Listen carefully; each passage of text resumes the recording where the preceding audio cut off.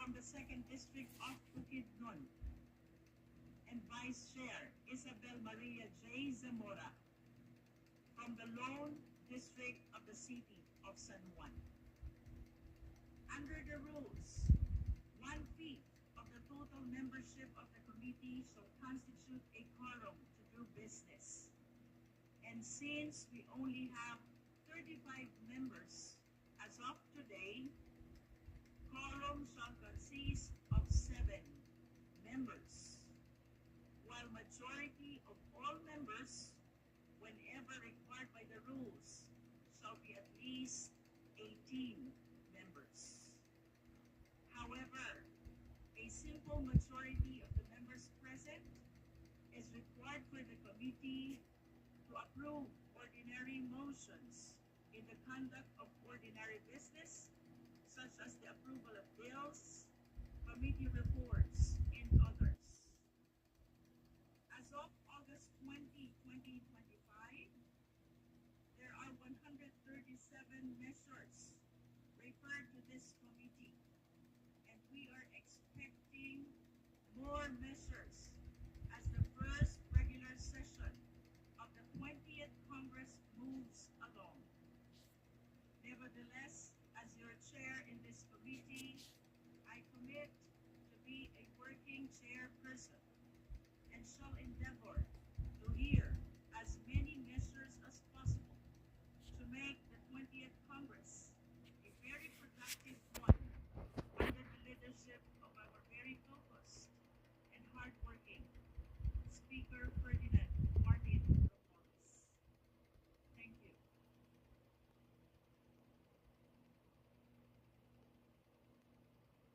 Before we proceed, we would like to recognize the presence of the Honorable Congressman Including being there. From the 2nd District of Sulu. We would like to recognize as well the Honorable Congresswoman Ana Yorkie Bondoco from the 4th District of Pampanga. Thank you for coming.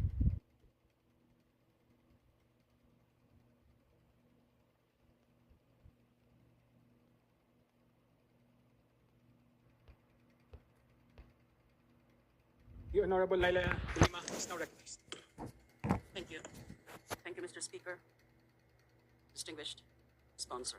We will now proceed to the I first will not item be in our interpolating. agenda, I will not be which is the asking approval of the questions. internal rules of procedure I will be raising of the Committee on a parliamentary Justice inquiry. of the 20th Then Congress. I will make a manifestation. Secretariat has distributed Parliamentary a inquiry. copy of the First, clarification. of procedure Did I hear it right? and That there is no one we present anticipate from the Office of the President right now in today's, Office of the Vice President right now in these proceedings. there are no Affirmative, proposed Mr. Speaker. amendments, Second question. the This chair is the would third like to time. solicit This is the third a setting motion for the approval of budget internal deliberations or interpellation for the budget of the Office of the Vice President. Is that correct? That is correct, Mr. Speaker. Does the committee have the intention to respond to this letter be recognized dated September 30, 2025? The last letter flashed on the screen We about the recognize two Congressman Joel conditions, supposed conditions, being demanded by the Vice President about her appearance before this body. There is a motion Number one for the condition approval of is the requiring the presence of the President himself in the deliberations or interpellations for there the budget of the Office of the President. the same And number has been two, seconded. requiring Is there the any lifting objection? of the Immigration Lookout Bulletin Hearing none, for 1, 2, 3, 4, 5, 6, 7 officials of the Office of the Vice President from the list of the Department of Justice. Does the committee has the intention or have the intention to respond to this letter of the Vice President? Mr. Speaker, the committee will no longer respond to this letter, being the last day today.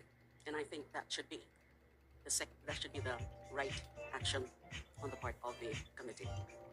Let me say for the record, Tuition, at least respect the Constitution of the Republic of the Philippines. The whole budget process is something that is being directed and recognized by the Constitution itself. So disrespecting the budgetary process of this body is a clear case of disrespect of our Constitution. Who is she to continuously disrespect or show disrespect to this body as an institution and to the Constitution? If she can afford to be showing herself up to the Senate, including being there and applauding the former Senate President in his privileged speech, which is definitely not part of her mandate as a Vice President, why can't she not spare a few moments of her time attending to her official function as Vice President to defend the budget of her office? Enough is enough. Enough of her brattiness. So, I rise today to manifest my extreme displeasure about the behavior of our Vice President. And in due time, I will move for the decrease in the budget of the Office of the Vice President. I actually intended initially to move for zero budget for the Office of the President, or for the disapproval of the budget for the Office of the President, of the Office of the Vice President, in light of those very questionable actuations on the part of the Vice President. But after some mulling, after some reflections, and out of courtesy also and consideration to the personnel and staff of the Office of the Vice President, I'm just now thinking of moving for the decrease, let's say, for the retention of the MOOE and personal services budget, and get rid of the operational budget for the Office of the Vice President. Again, I will move at the proper time during the period of amendment for that. And I hope that my colleagues will join me in that motion or in that amendment. Thank you. Majority Leader. Mr. Speaker, next to interpolate the sponsor, I move to recognize Representative Antonio L. Tino of ACT Teachers Party List. So move, Mr. Speaker. The representative from ACT Teachers Party List is now recognized. Maraming salamat, Ginoong Speaker, Ginoong Sponsor. Hindi rin po ako tumintig ngayon upang mag-interpellate dahil wala pong silbi ang pag-interpellate sa sponsor. Masaludo pa tayo sa kagalang-galang na sponsor, si Congressman Alvarez, sa kahandaan niyang ipagtanggol ang proposed budget ng Office of the Vice President kahit yung mismong Vice Presidente ay malinaw na walang interes na ipagtanggol ang hinihingi nito sa taong bayan. At ito po ang mahalagang punto. Lubos po tayong nabibismaya, katulad ng kasama nating si Congresswoman Laila de Lima, sa hindi pagharap sa Kongreso ng Vice Presidente. At hindi lang po lubos na nabibismaya, kinukundi na po natin ito. Dahil ang importanteng punto, ang proseso ito ay ang proseso kung saan ang mga opisyal ng gobyerno ay humaharap sa Kongreso upang humingi ng pahintulot na gastusin nila ang pera ng taong bayan. Ito po ang kahulugan ng deliberasyon na nagaganap nitong mga nakaraang linggo. Humihingi po sa taong bayan dahil gagamitin ang pondo nila ng kanilang opisina.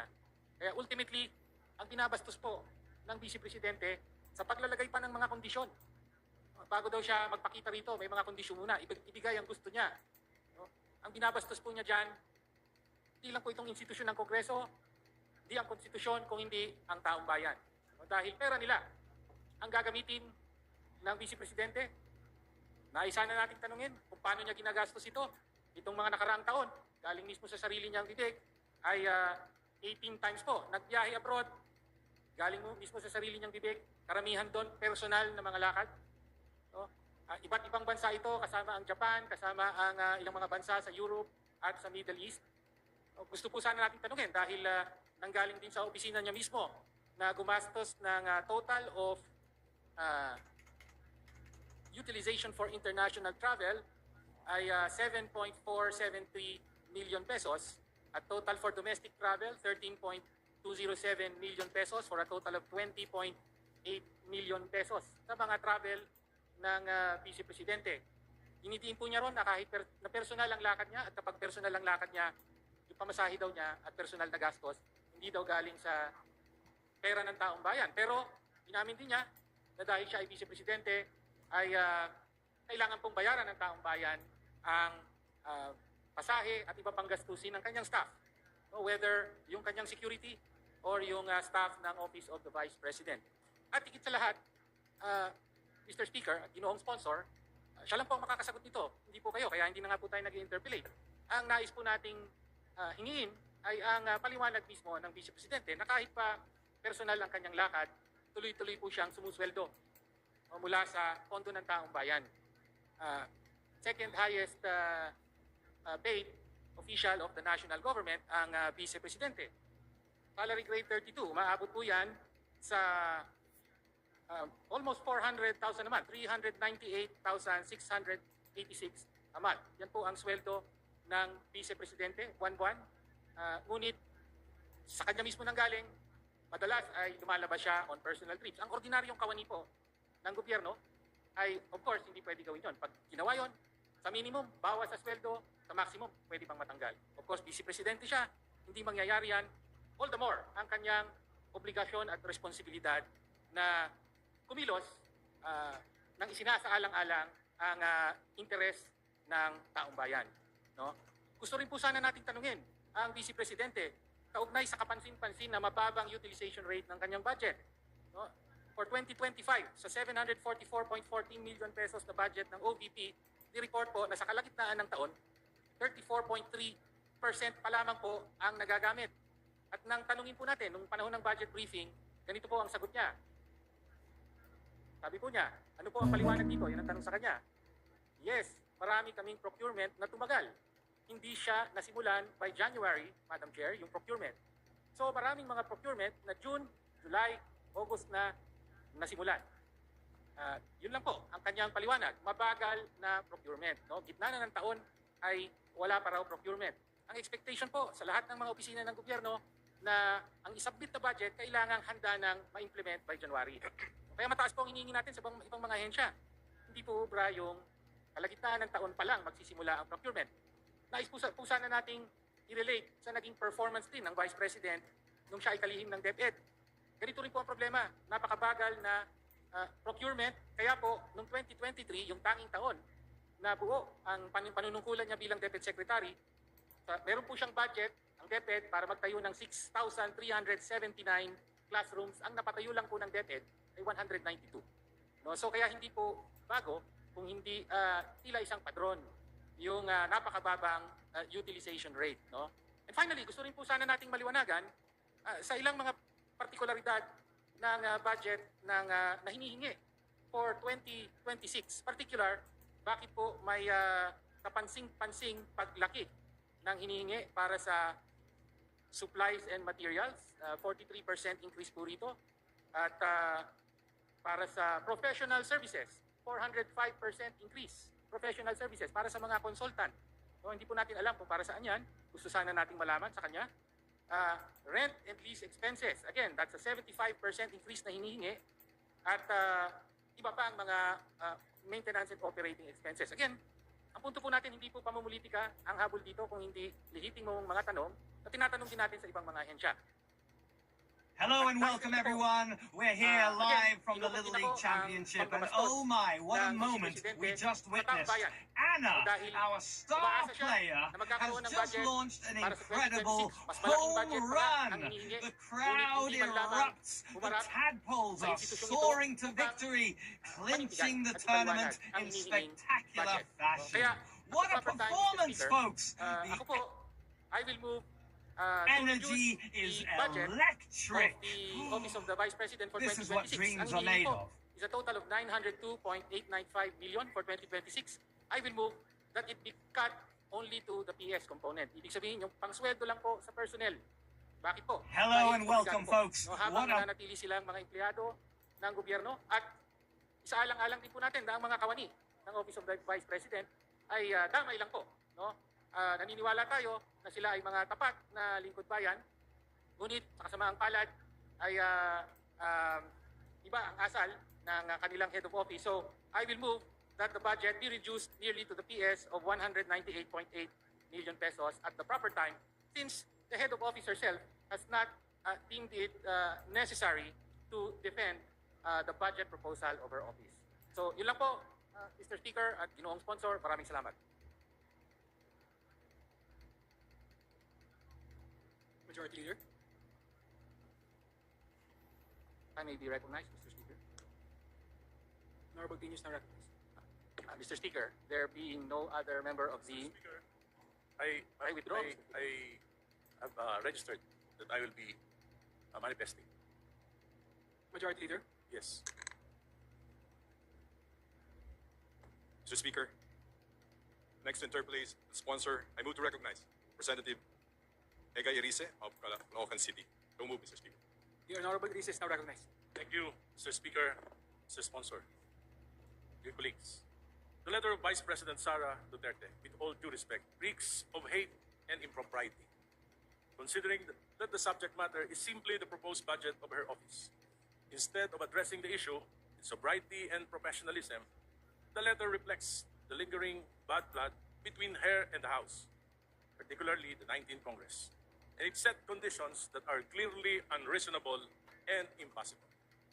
However, I firmly believe that the 20th Congress is doing its duty well in providing our people with the best possible budget for fiscal year 2026.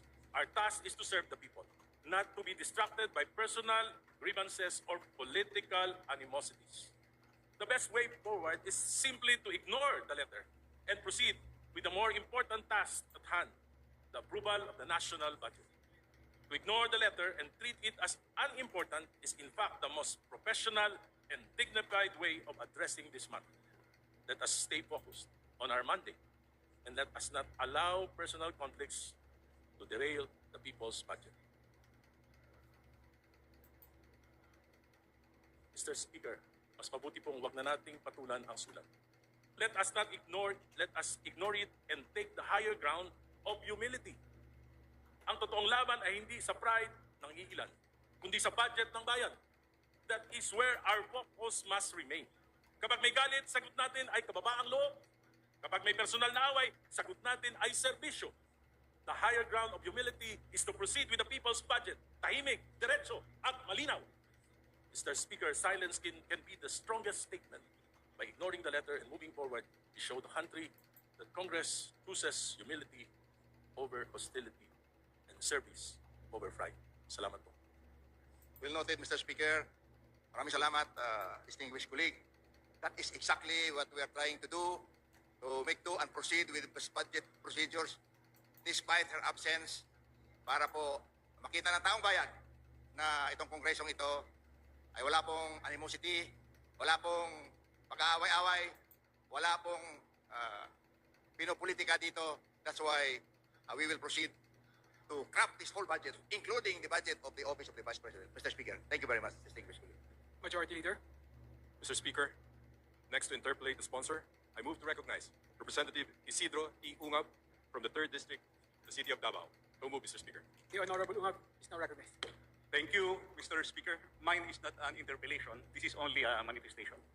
I respect the views and opinions of my colleagues, and I salute my good friend, Congressman Irise, for taking the road of statesmanship a bit further. Mr. Speaker, the budget of the Office of the Vice President had suffered so much reductions in 2024 and in 2025. Drastic reductions. I was a member of the previous Congress, the 19th Congress, and even there were two occasions that we were even debating at the committee level to the point of heated debates, perhaps altercation, to the point of this representation and the former congressman, now Senator Dante Marcoleta. We were debating at the appropriations committee level because during the time they were not willing to grant the traditional parliamentary courtesy, deserving a higher or co-equal office of government. Mahaba yung discussion. Hindi ko lang maintindihan kung bakit diretso magtatanong yung mga kasama natin to a higher office, which is the Office of the Vice President. We argued there. At respect for the due process no for the budget process. How can we respect the budget process? Let me say this. My only hope is that all things will be corrected in this Congress. The budget process will be corrected in this budget and in this Congress. Why I said that? There are two parts of the annual budget that is presented to us by the executive. First part is the new general appropriations, and the second part is the automatic appropriations. Yung automatic appropriations, hindi na natin yan pinag-uusapan ito because they are already covered by previous special laws debated by our predecessors. Pero in the 2025 budget, the automatic appropriations were mangled. Lumampas. May dagdag bawas. 14 special laws were amended. Kasama na yung PhilHealth law at saka syntax law amended. Ang daming ginalaw. 14 special laws sa automatic appropriations na hindi dapat ginagalaw yan. Pagdating sa new general appropriations, kaya nga tayo tinatawag na General Appropriations Act, new general appropriations, yun yung ating discuss. What comprises the new general appropriations? The program funds and the unprogrammed funds. Program funds, 26 out of 27 departments were mangled beyond recognition. Isa lang ang hindi ginalaw, DBM. Bakit ang lakas ng DBM? 26 were mangled. Dagdag, bawas. At saka, yung program appropriations, dilipats, and program including the foreign assisted projects. At saka, yung fiscal space na naiwan, pinalitan ng mga priority pet projects na wala man lang sa National Development Plan ng ating Republika ng Pilipinas. Pet projects inserted. That's why in this rostrum, I said last August 4, the 2025 budget is the most corrupt budget ever passed by this Congress and perhaps by the entire Philippine history. Ginalaw, program appropriations, and program appropriations may ongoing releases pa. Alam niyo kung anong worry ko? For us, legislators, even the executive, must consider that the number one priority of the Constitution says that education will be given the priority and the highest budget year per year. Sa 2025 budget, nahabol ng DPWH ang total infrastructure budget. Kahit ano pang sasabihin nila at binago yung composition, still malaki pa rin ang infrastructure budget kaysa education sector. And they are still releasing from unprogrammed funds. Mas lalong lumaki yung gap between infrastructure and education. Ladies and gentlemen of this House, it is our duty, it is our obligation to keep track, pabantayan yung budget because education is a number one priority of the Republic of the Philippines. Iniwan na ng budget ng infrastructure. Highly questionable pa kasi yung mga releases ang malalaki. Flood control projects. Where can we get respect from that? Ladies and gentlemen of this House, my personal, yes, OBP, what I am saying is the budget process. How will we get respect? That's why the chairman, Madam, the Appropriations Committee, this Congress have a very big role to perform, to correct the image, to correct the impression. We must be able to come up with an honest-to-goodness budget for 2025. Yun lang po. Maraming salamat, Mr. Speaker. And we heard the manifestation from the minority and also the manifestation of our distinguished colleague, Congressman Ongab. On my behalf, I will see to it. I'm also a member of the Appropriations Committee. We will produce a budget that is beyond compare, meaning for the benefit of all Filipinos concerned. Thank you very much, Mr. Speaker. Majority Leader. Mr. Speaker, next for a short interpellation and short manifestation, I move to recognize Representative Rennie Luis Ko from Kabataan Party List. So move, Mr. Speaker. The representative from Kabataan Party List is now recognized. Mr. Speaker, good sponsor, di ko na po masyadong papahabain, but in due time, the Makabayan Bloc will move to reduce the budget of the Office of the Vice President in light of these new developments. Sa bahagi lang po natin, ang manifestation ko lang po, now is not the time for protection, now is not the time for immunities, now is not the time for conditions. No? Ang kailangan ng taong bayan, transparency, maliwanag. The Filipino people deserve an acceptable explanation. We deserve better. With this po, Mr. Chair, good sponsor, I move to terminate the interpellations for the budget of the Office of the Vice President for the 2026 budget. So moved, Mr. Chair. Majority Leader. Mr. Speaker, on the part of the majority, we join the minority in the motion to terminate the interpellations on the proposed budget on the Office of the Vice President. So move, Mr. Speaker. There's a motion. There's a motion to terminate the budget deliberation of the Office of the Vice President. Is there any objection? Hearing none, motion approved. Majority Leader. Thank you. Motion to suspend. Session suspended.